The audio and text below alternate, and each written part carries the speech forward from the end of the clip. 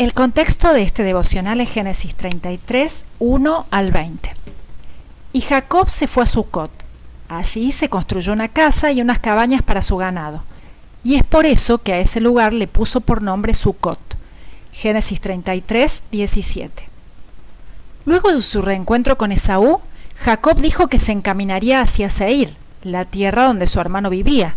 Sin embargo, en vez de dirigirse hacia el sur, hacia Seir, marchó hacia el norte, hacia Sucot. Allí construyó una casa para sí mismo y cabañas para su ganado.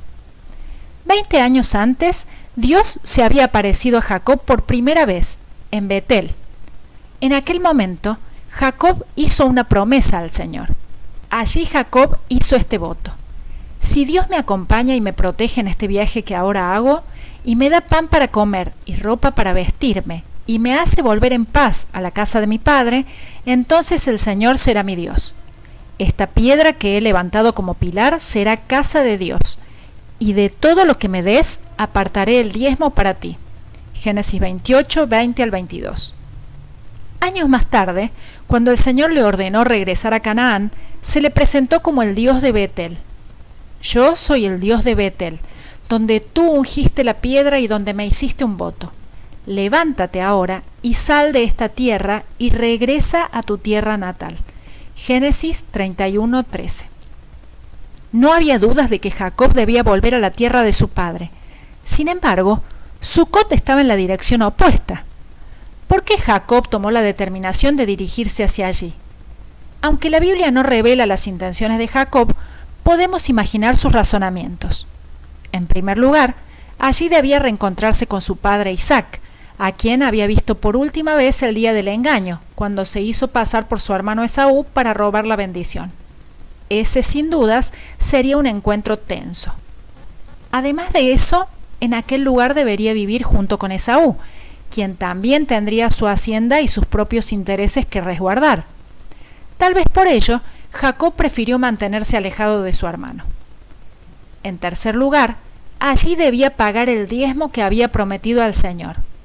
Teniendo en cuenta la gran riqueza que Jacob había acumulado a lo largo de esos 20 años, aquel diezmo sumaría una fortuna considerable.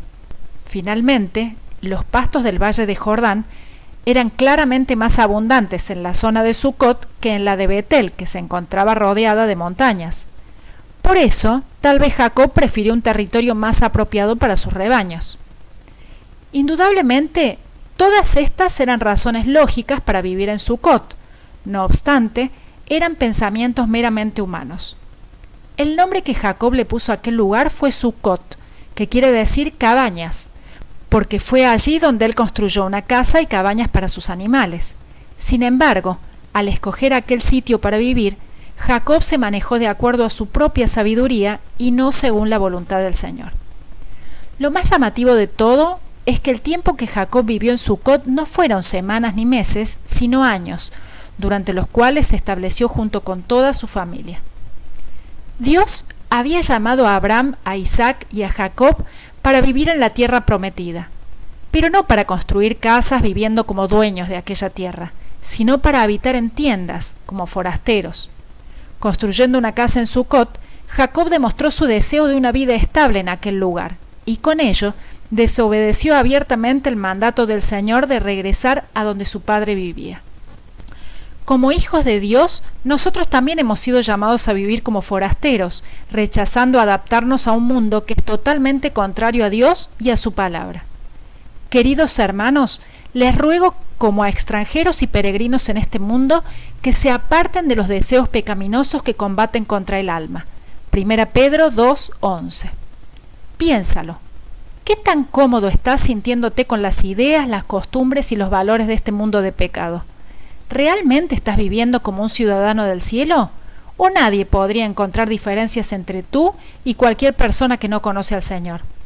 Recuerda, un verdadero hijo de Dios tiene una doble ciudadanía. Vive en esta tierra, pero pertenece al cielo. Aquel que ha depositado su fe en Jesucristo como su Salvador, vive para dar gloria a Dios en este mundo, pero siempre mantiene la mirada puesta en la eternidad. Pero nuestra ciudadanía está en los cielos, de donde también esperamos al Salvador, al Señor Jesucristo. Filipenses 3:20.